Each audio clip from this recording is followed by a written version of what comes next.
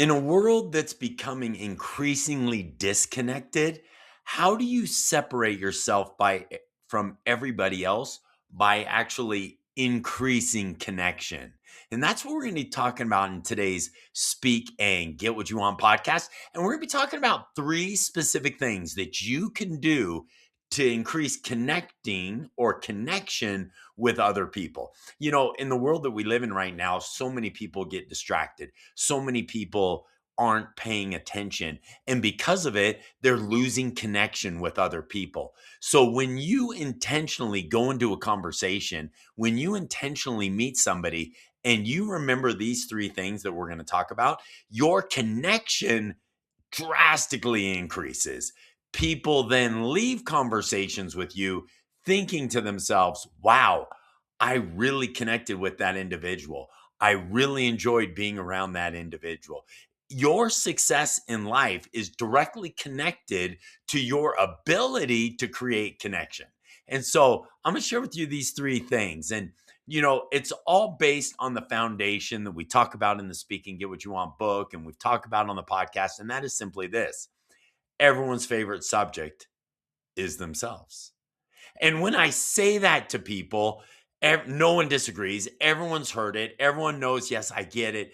Everyone thinks about themselves, and not even in a selfish way, but people think to themselves, wait a second, how can I benefit by this connection? How can I benefit by being around this individual? Keeping in mind, if you're around someone who just simply makes you feel better about yourself when you're around them, then they win by being around you. You see, the people that people want to be around, it's because they feel better about themselves when they are around those individuals. And it's because those individuals know how to make connection.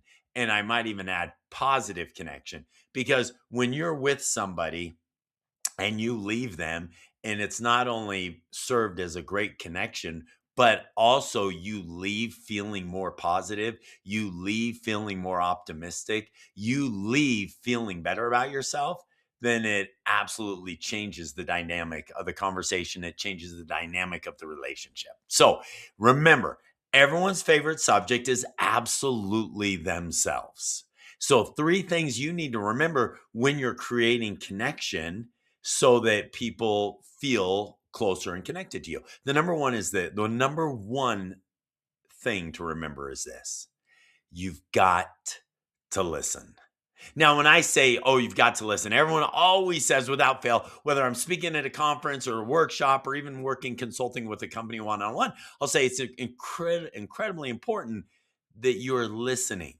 And people are like, yeah. And then at that very moment, I want to say, no, you're not listening. In fact, I remember consulting with the CEO of a very large company, going to his office, and I wanted to help him realize that when he was speaking, he wasn't connecting with his employees. And so I went in and I started the conversation. I started to tell him and ask him questions about it to see if we could go down this path. And he stopped me right in my tracks and he goes, let me tell you something. I'm a very gifted speaker. I just am. And I was trying to help him realize through the questions I was asking, through the conversation we were having, that he wasn't connecting.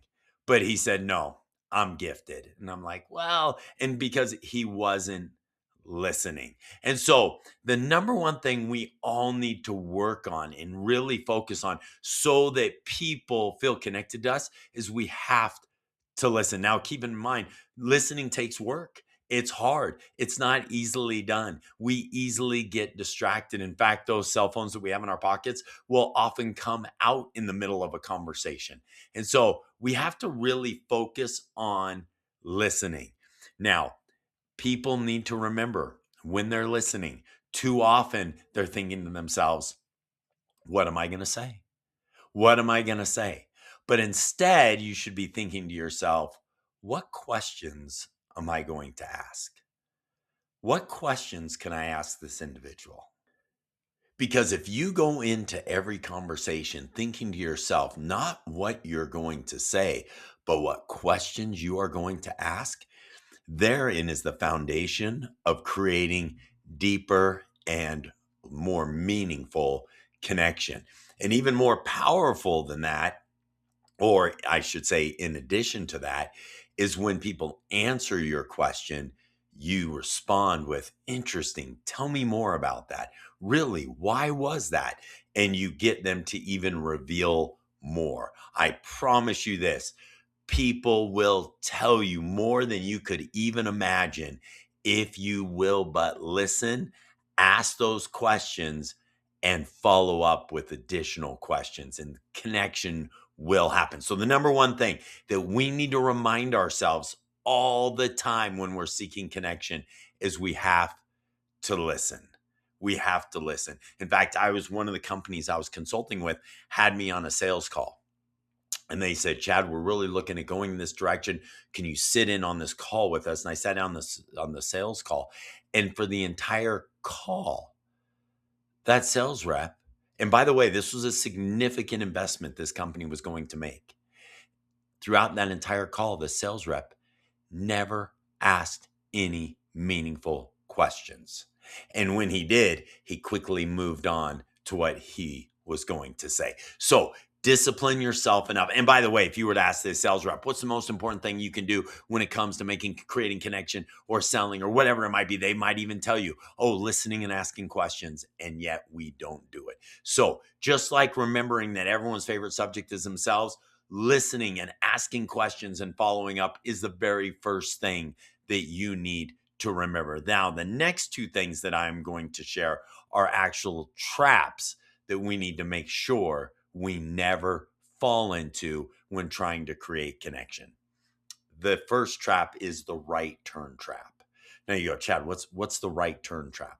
Well, oftentimes when we're trying to talk to somebody about something, or we're trying to have somebody do something, or we're trying to create influence, whatever it might be, we will call them and do everything that I've just said. We'll remember that everyone's favorite subjects themselves. We will then listen to them and we'll ask questions. And we're like, oh, yeah, I'm doing exactly what Chad said. I'm crushing this. Then we fall into that right turn trap. And what is the right turn trap?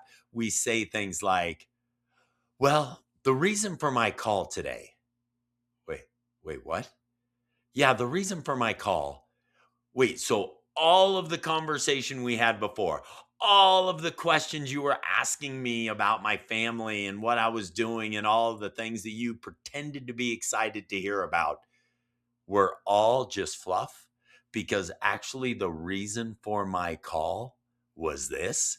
And it's that immediate right turn. In fact, sometimes I'll have people tell me, I just couldn't make that right turn because it didn't feel normal and natural, because it's not. Years ago, I was at speaking at a conference at the Ritz-Carlton in Santa Monica. And I walked out, and up walked an individual by the name of Keanu Reeves. And Keanu Reeves is one of the most likable, kindest people I've ever been around. He was just amazing. He walked up, he was grabbing some fruit out of the welcome basket, and he was like, "Hey, how are you doing?" And he and I started engaging in this conversation. And it was an awesome conversation. And he was just like, "So why are you here? And why do you?" And it just felt like I was talking to one of my good friends. Now, what I wanted to do was I wanted to say, "Hey, Keanu, can we get a picture together?" Right? But it felt like that would have been an abrupt right turn, because the conversation, we were all about each other.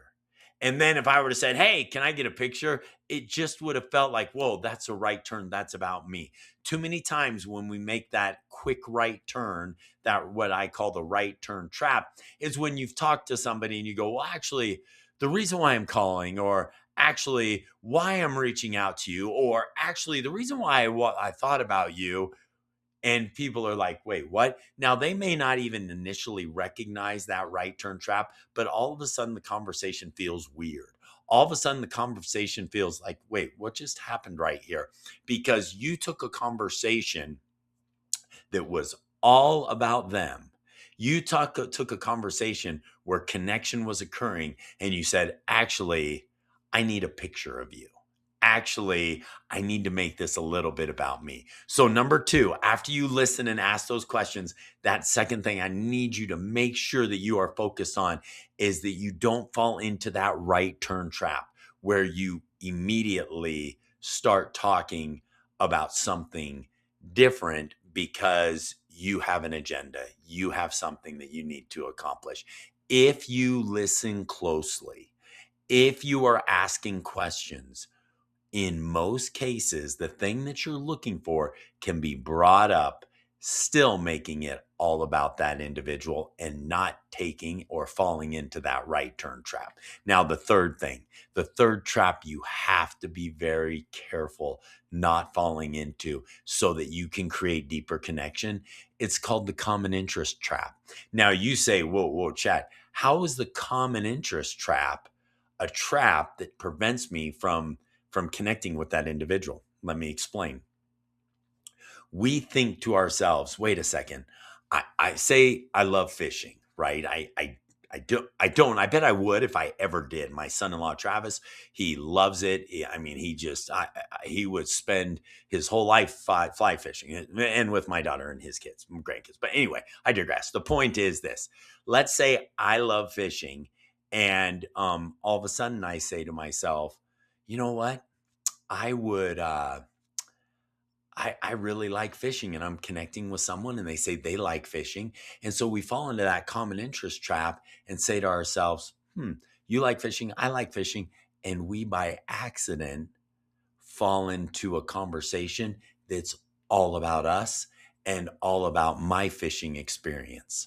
The common interest trap is we think that we're actually connecting with that individual when we're not. We're actually just talking all about ourselves. So let me go back to the example I was just sharing a moment ago with my son-in-law, Travis. Travis comes in and I'm like, hey, Travis, I just picked up fishing. I love fishing. And he's like, yeah, I love fishing too. And I'm like, oh, let me tell you all about my experience, thinking that I'm connecting with Travis. But the reality is, Travis's favorite subject is himself. And so, what should I do? I should be asking about his fishing experience, his time on the Snake River, his accomplishments, his what he's trying to do. You know, we get caught up and think to ourselves, wait, common interest. They have a common interest. I like the same thing, but it actually can serve as a trap and prevent us from truly connecting with other individuals. You see, in a world that's completely disconnected, in a world that's become increasingly more disconnected, you can separate yourself from everybody else.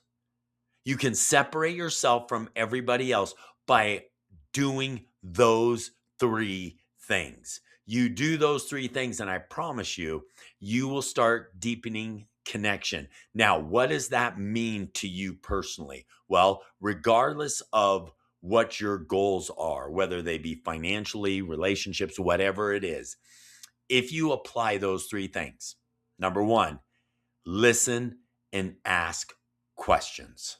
Listen and ask questions. And by the way, let me also emphasize it does take work. It does take work. For years, I lived in Norway.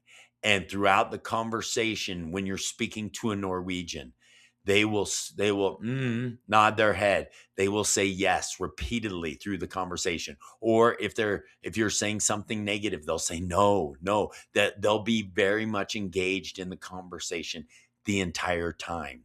In the United States, we don't do that. We need to be better at listening. That's number one. Number two, as I said, don't fall into that right turn trap, which is you've felt like you've built enough of a connection that you make an immediate right turn. We've all fallen into that. The reason why I'm calling you today, what I really needed from you was this. All of those things fall into that right turn trap. We have to avoid it. And then lastly, that common interest trap.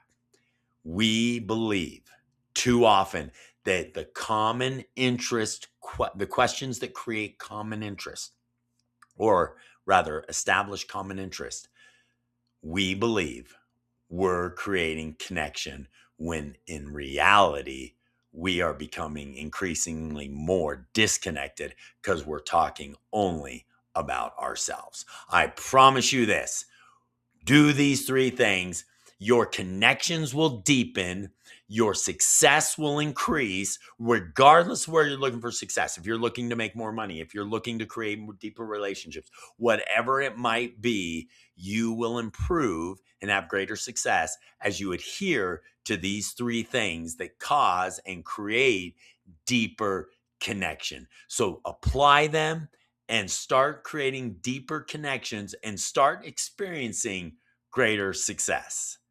Take care, everyone. Bye now.